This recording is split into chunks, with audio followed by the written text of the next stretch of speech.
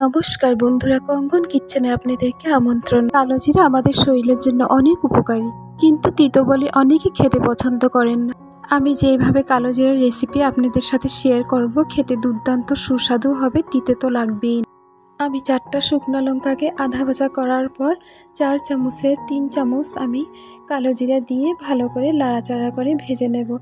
লাড়াচাড়া করে নেব যতক্ষণ না ভাজা হবে না, যতক্ষণ না ধোঁয়া বের হবে না, লাড়াচাড়া করে যাবে। এই যে দেখুন আমাদের ভাজা হয়ে গিয়েছে। এখন প্যানে কিছুটা সরষের তেল দিয়ে দিব। সরষের তেল গরম হওয়ার পর একটা রসুন ছুলে দিয়েছি, সাথে একটা পেঁয়াজ কুচি দিয়েছি, কিছুটা কাঁচা লঙ্কা দিয়েছি, সাথে একটা ছোট আদার টুকরা দিয়েছি। ভালো করে লাড়াচাড়া করে ভেজে নেব। এখন আমি এখানে সবগুলিকে দিয়ে ভালো করে পিষে নিব। এখানে কিন্তু আমি জল একটুকু ইউজ করি নাই, ইউজ করেছি স্বাদ মতো নুন। এইভাবে করে দেখুন, কালো জিরা বাটা তিতে লাগবে না, দুর্দান্ত সুস্বাদু হয়। বারবার এই বাটা করে খেতে ইচ্ছা হবে। এই যে দেখুন, ঝটপট হয়ে গেল কালো জিরা বাটা। সপ্তাহ ধরে ফ্রিজে রাখুন এবং পরিবেশন করুন গরম ভাতের সাথে। এতটা সুস্বাদু হয় এই কালো জিরা বাটা, একবার করে খেলে বারবার করে খেতে ইচ্ছা হবে।